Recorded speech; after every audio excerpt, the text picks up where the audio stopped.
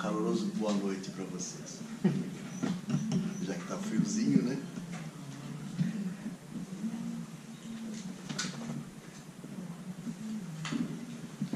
Conforme o tempo vai passando, a gente passando pelas estações do ano, acho que a gente vai aprendendo. Não sei se a gente está aprendendo, né? Mas acho que até o final da encarnação nós vamos aprender. Valorizar o que tem de bom em cada uma delas, né? A gente reclamar menos da que a gente está vivendo, imaginando sempre que a outra é a melhor. Então vamos curtir o que tem de bom nessa, o que tem de bom na outra, porque quando a gente está no frio, hoje de manhã eu estava até pensando nisso, quando você está com muito frio, você não consegue imaginar um dia quente, né? Já pararam para fazer esse exercício? Quando está no frio, você imagina como é que é? Não, parece que a gente não lembra mais, né? Parece que é uma coisa que foi do passado remoto e vai ser de um futuro que a gente não sabe quando vai vir de novo. E aí a gente fica numa tristeza constante, né? Numa insatisfação constante, porque está frio. Lógico, nós estamos em julho. Julho é o quê? Frio. Se tivesse calor, a gente podia ficar assustado, né? Quando fica calor em julho, a gente também acha estranho. Nossa, está muito quente. Quando está frio, nossa, está muito frio. Faz parte. Então é interessante a gente começar a fazer um exercício para a gente ficar mais feliz, para todos nós, né? Curtirmos o que tem de bom em cada estação. O que não tem de tão bom, fazer o quê, né? Levantar cedo no frio é complicado, né? Para quem tem que levantar cedo. Mas é muito gostoso dormir, né? A cama não está quentinha. Para quem consegue ficar com a cama quentinha, né? Tem gente que a cama não fica muito quentinha porque falta cobertura, aí é complicado. Aí a gente desenvolve a nossa solidariedade, fazer o que for possível para que minimize o problema daquele que não tem o cobertor. Como é que foi a campanha do cobertor aqui? Um sucesso? Superamos. Se alguém quiser, já pensando na próxima campanha, já guardando a verba do próximo cobertor, porque esse ano está precisando bastante. Mas então, é interessante porque o capítulo que hoje nós vamos falar é sobre o capítulo 7, Bem-aventurados os pobres de espírito. Para começo de conversa, sempre vem aquela explicação que quem já leu esse capítulo, quem já ouviu falar sobre ele, já sabe disso há muito tempo, mas é bom lembrar. A expressão pobres de espírito tem aquele sentido, vulgarmente falando, a gente usa muito isso, a gente às vezes fala assim, né? Aquele cara é um pobre de espírito, aquela mulher é uma pobre de espírito. No sentido de uma pessoa muito ignorante, muito atrasada, é uma coisa ofensiva, é pejorativa. O pobre de espírito, no sentido evangélico, não tem nada a ver com isso. O pobre de espírito está ligado à ideia de humilde. Então, Jesus, quando fala bem-aventurados os pobres de espírito, ele está pensando nas pessoas humildes de coração, nas pessoas simples. Porque a humildade e a simplicidade são coisas muito legais. E bem-aventurado é aquele que é assim. A expressão pobre de espírito, talvez com o tempo acabou ficando lugar comum, porque tudo que para nós é ruim, a gente fala que é pobre, né? E como a gente é muito ligado naquilo que é o contrário, que é a riqueza, nós valorizamos muito a riqueza. Todo tipo de riqueza, né? E a gente não valoriza a pobreza. A gente acha que pobreza é sinônimo de coisa ruim. Então aquele dia foi uma festa pobre, foi um encontro pobre, foi tudo pobre. Quando a gente usa tudo que você põe o pobre junto, dá uma ideia de coisa ruim, né? Porque para nós a pobreza é uma coisa ruim. E não é bem assim, né? A pobreza é falta de alguma coisa. Mas falta do quê? Será que a gente se incomoda tanto com a pobreza de sentimentos? A gente se incomoda muito com a pobreza de coisas, com a falta das coisas. Mas a pobreza, a falta dos sentimentos, a gente não se preocupa tanto quanto deveríamos, talvez. E vamos então voltar para cá. Pobre de espírito, no sentido evangélico, é aquele que é o simples. Então Jesus está enaltecendo a simplicidade, a pureza. E aí, para começar, né, eu tenho bem-aventurados os pobres de espírito, porque deles é o reino dos céus. O Sermão da Montanha, que resume as ideias mais importantes de tudo que o Cristo trouxe para nós, naquele sermão, segundo a literatura, segundo o que as pessoas registraram, Jesus usou e falou as coisas mais importantes de toda a sua vida pública de pregação. Ele resumiu naquele sermão um monte de coisa. Se vocês pegarem no Novo Testamento, lá no original, o Sermão da Montanha, de mais de um evangelista, se vocês lerem o Sermão da Montanha, vocês vão ver que quase tudo está lá. Alguém já falou, acho que foi o Gandhi que falou isso, que se perdesse todos os livros sagrados, mas se preservasse o Sermão da Montanha, é que a gente teria preservado o mais importante. E as bem-aventuranças faz parte. E essa é uma das colocações Jesus falou, bem-aventurados os pobres de espírito, porque deles é o reino dos céus. E reino dos céus a gente sabe que não é uma situação de lugar. Reino dos céus é um estado de consciência. Eu posso estar construindo o reino dos céus aqui, na terra. E eu posso almejar o reino dos céus. Mas almejar, desejar viver no reino dos céus, que é uma situação de consciência, não é um local, encarnado ou desencarnado, você pode estar construindo ou não esse reino dos céus, ele começa aqui. A gente começa no nosso dia a dia. Então, para a gente ter um período, uma vida pós-morte legal, no sentido de estar em paz, paz não é aquela coisa de ficar só dormindo o tempo todo. Paz é tranquilidade interna. Paz não é uma coisa parada, não é uma coisa ociosa. Paz é um estado de espírito, de tranquilidade. E você pode estar no meio de um monte de coisa que você está fazendo e estar tranquilo. Então, para a gente poder construir isso aí, nós vamos ter que ter passos. E esse capítulo ele dá algumas dicas para nós de como fazer para ser um bem-aventurado. E isso é um exercício. Então, primeiro ele fala, né? Que ele explica essa coisa que não são, que são os humildes, que seriam os pobres de espírito. Né? Então, vamos tentar seguir por aí. Interessante que ele fala que o grande problema que está dificultando a nossa vida, mas porque o seu orgulho se revolta à ideia de alguma coisa que não pode sobrepor-se às que faria descer do seu pedestal. Por que Jesus fala muita coisa, e Kardec aqui comenta nesse sentido? Quando a gente pensa em poder, em sabedoria, em conhecimento, parece que as pessoas que têm esse conhecimento, essa sabedoria, esse poder, estão acima dos outros. Não necessariamente.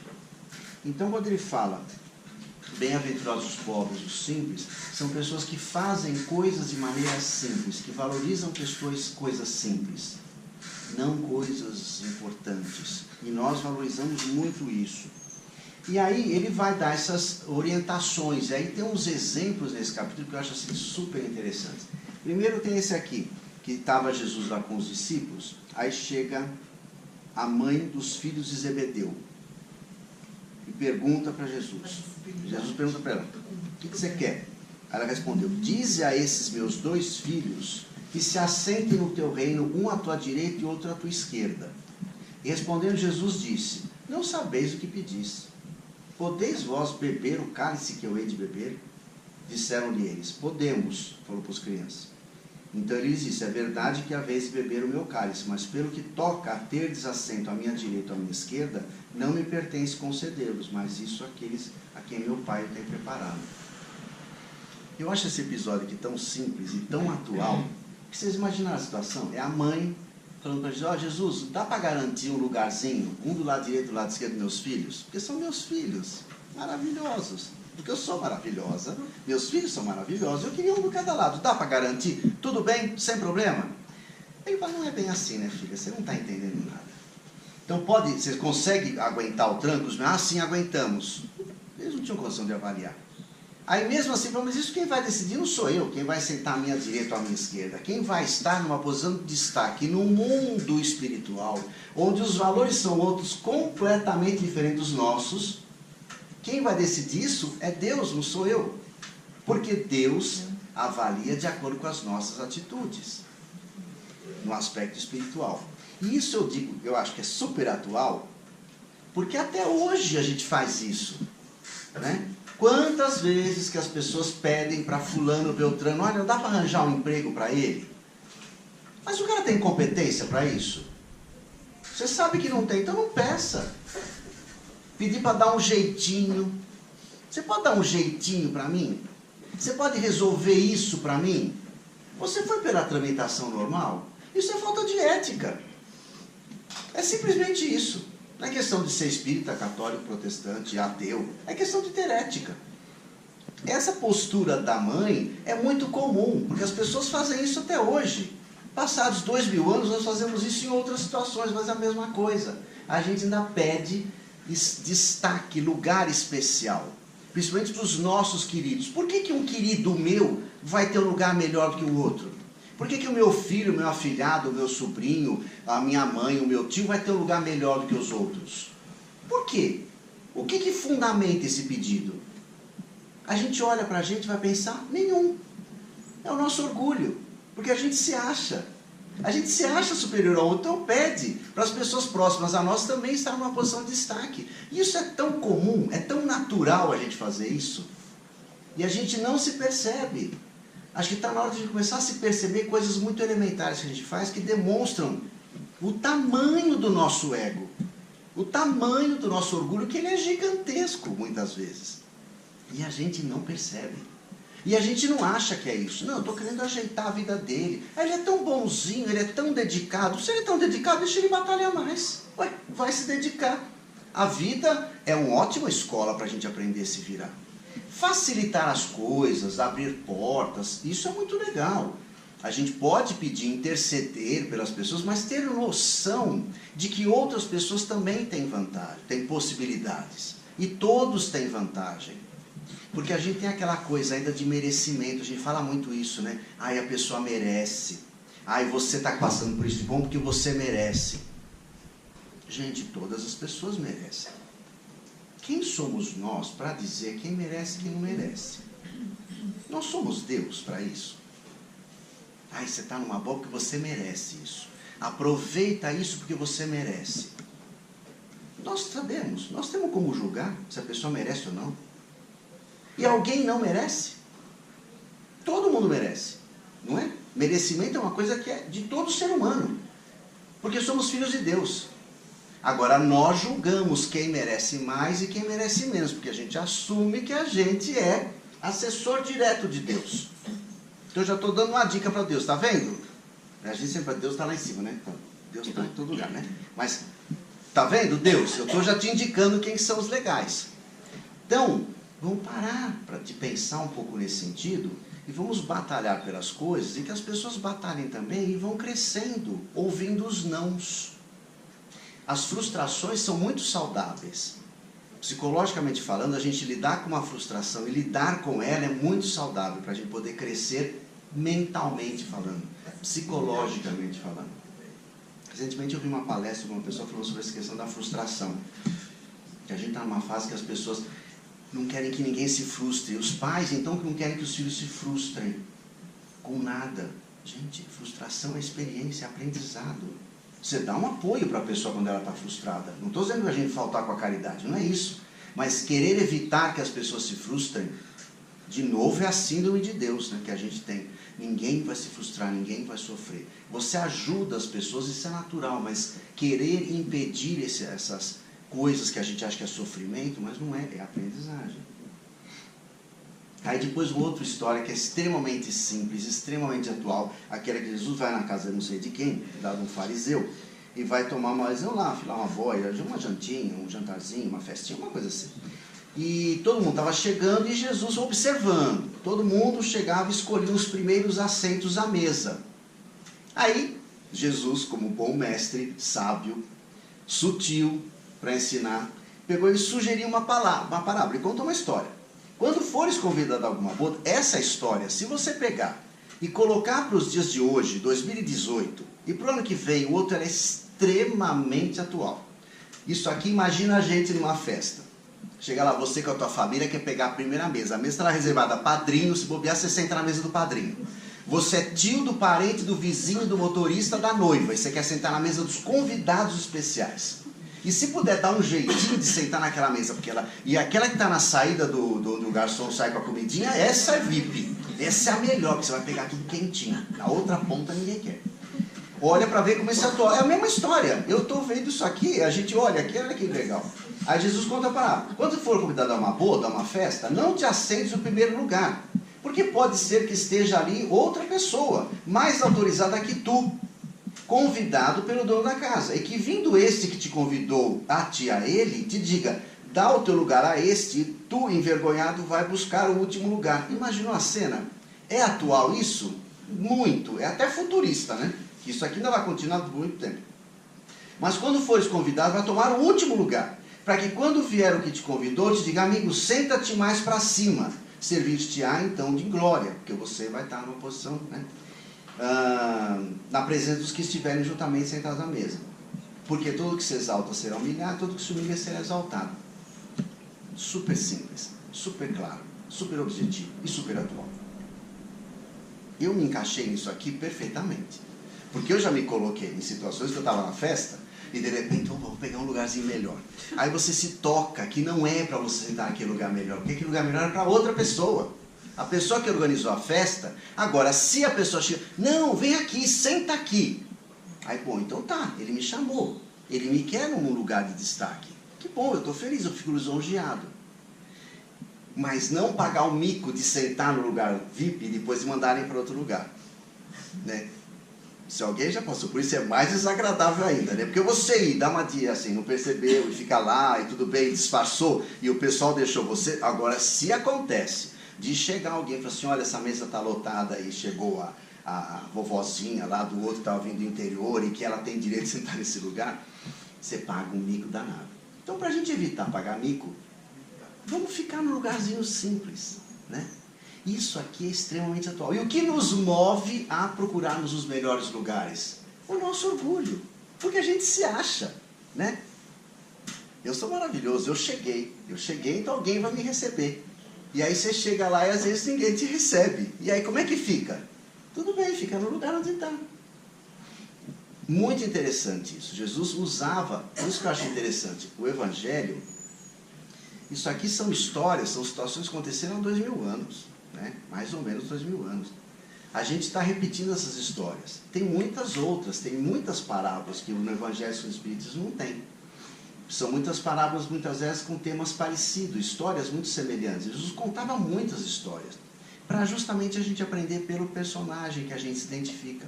Então isso aqui é para a gente ler, ouvir, pensar, meditar e aplicar. E começar a fazer a experiência de aplicar, porque nós vamos ver que vai ser um saldo positivo para nós. Bastante interessante. Então, vamos maneirar com os lugares que a gente for sentar. Porque às vezes não é pra gente. Então, para evitar o desagradável de você ser mandado para outro canto. Né? Depois ele vai falar mistérios ocultos aos sábios e prudentes. Interessante, né?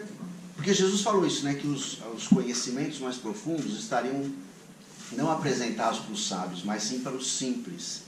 De novo, naquela ideia do bem-aventurados os simples de coração, os pobres de espírito. Por quê?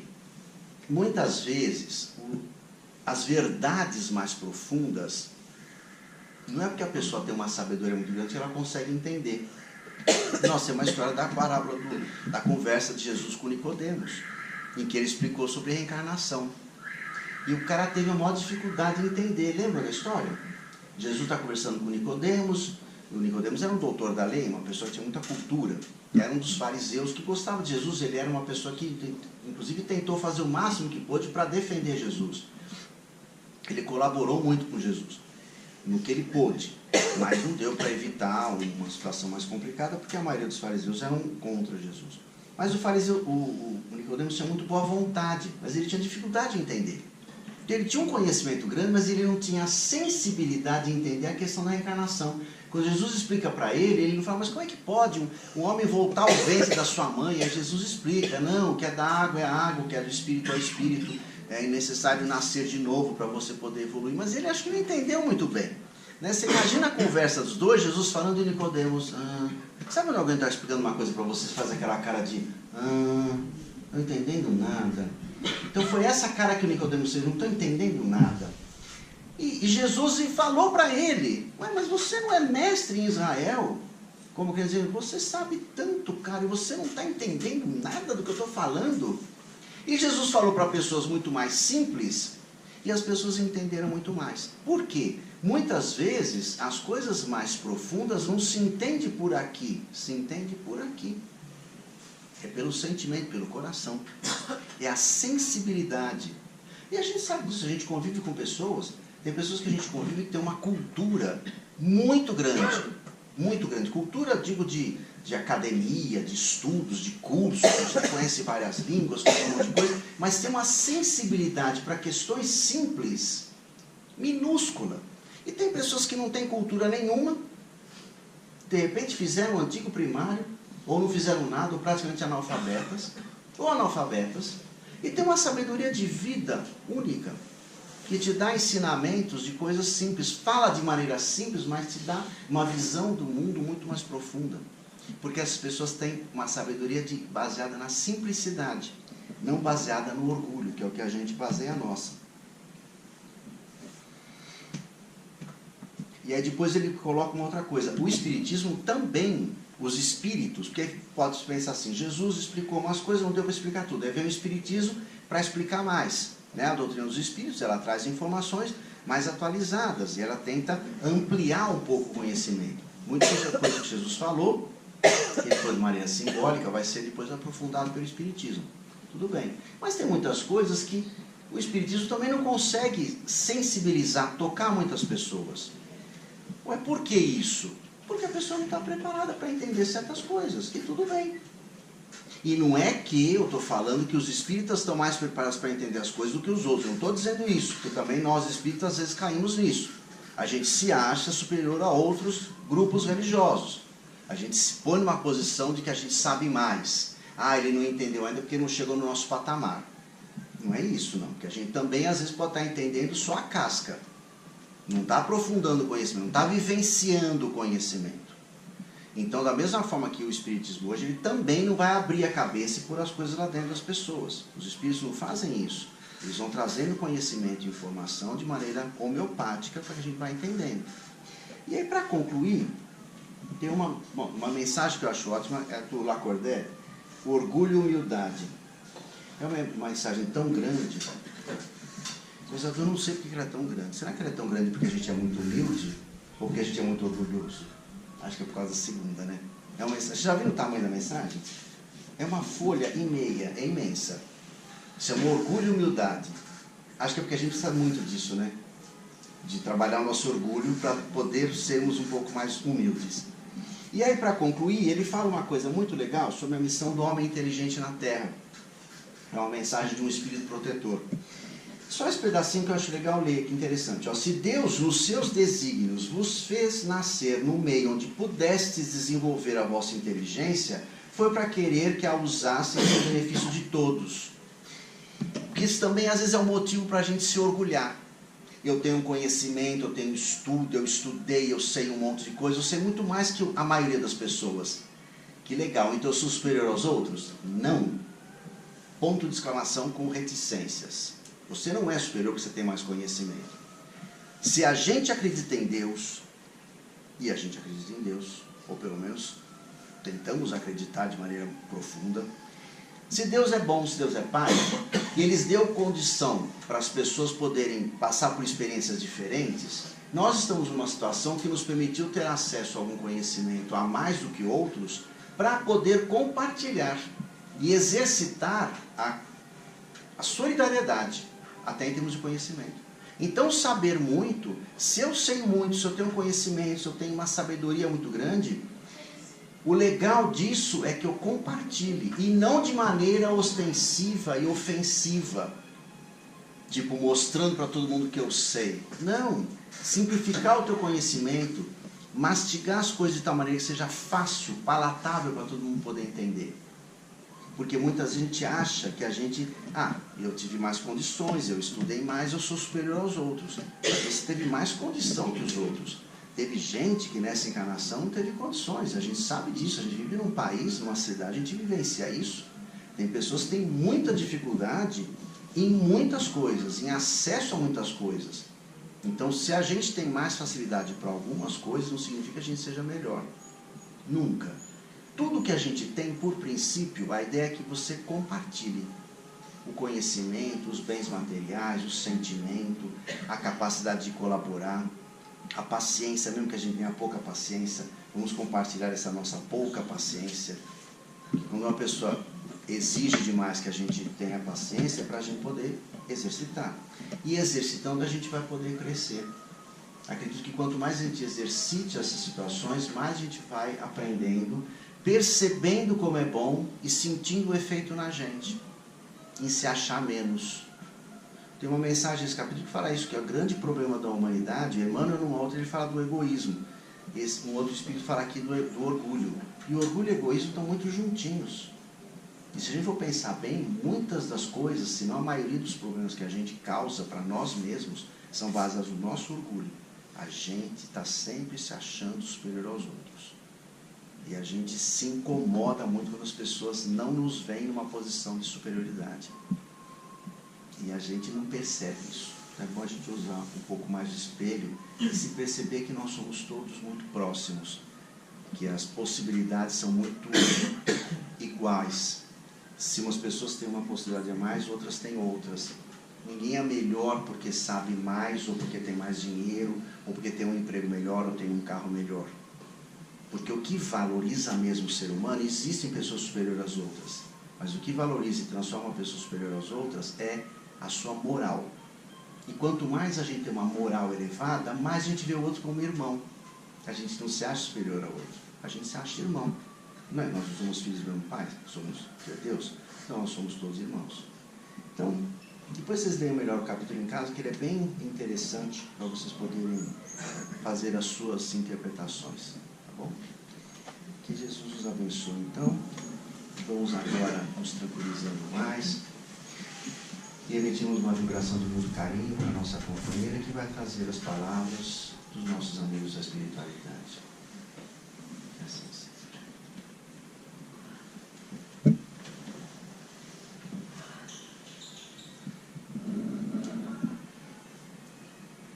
Boa noite, queridos irmãos. Na palestra desta noite,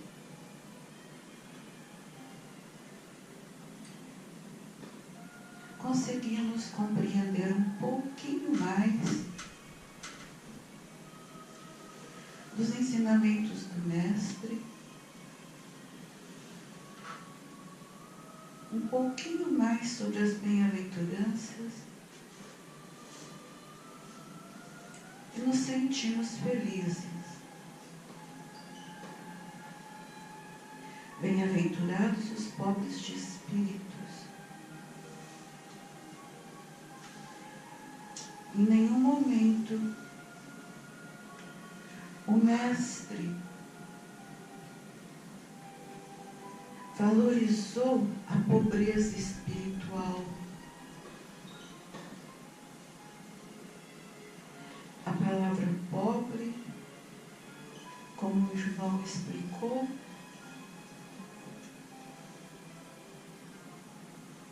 não diminui em nenhum momento das nossas existências aqui no planeta, quando encarnados,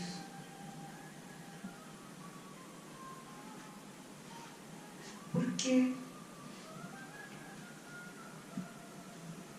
somos todos filhos de Deus, temos as mesmas origens, o que nos faz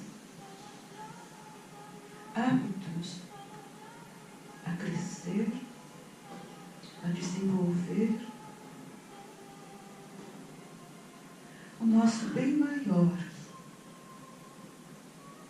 que é amar a Deus, amar o nosso próximo, até os inimigos, e buscar compreender um pouquinho também sobre o que é Deus.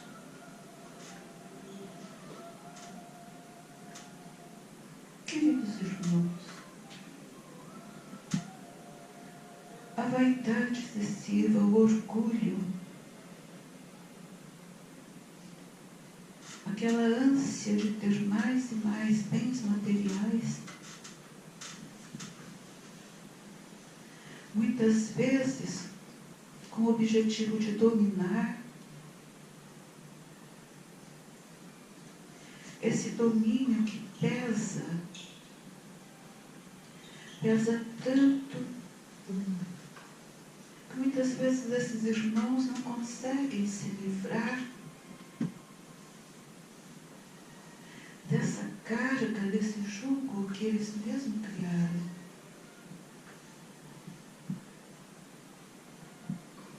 A humildade,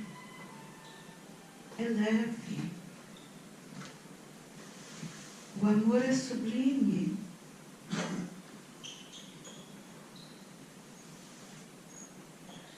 A nossa caminhada,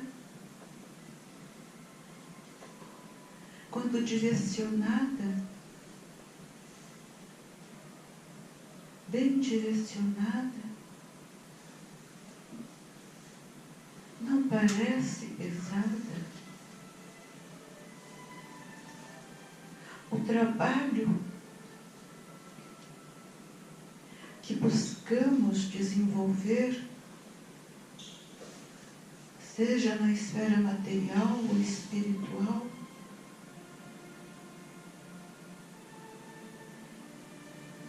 é leve, e a leveza nos aproxima do Pai. Essa humildade bem-aventurada, esse pobre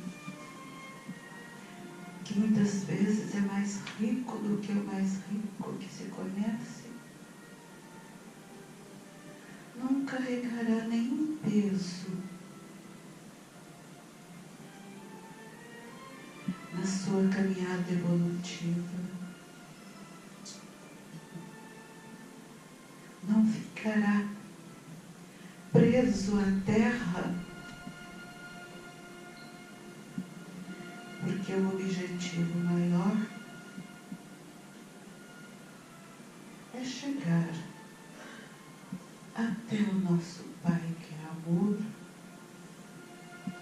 o nosso Pai que nos conhece como nem nós mesmos nos conhecemos e nos dá todas essas condições que temos o livre-arbítrio de abraçar ou de recusar. Mas essa recusa não é para sempre, porque chegará o momento que todos os filhos do Pai, mesmo aqueles que têm os corações endurecidos, os orgulhosos, os soberbos, todos eles se renderão ao bem maior. Todos farão de suas existências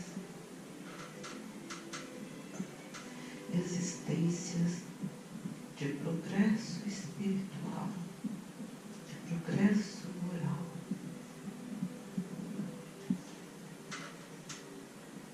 Muito obrigado, queridos irmãos, e que os ensinamentos do Cristo, mesmo quando não entendemos na sua totalidade, cheguem até nossos corações,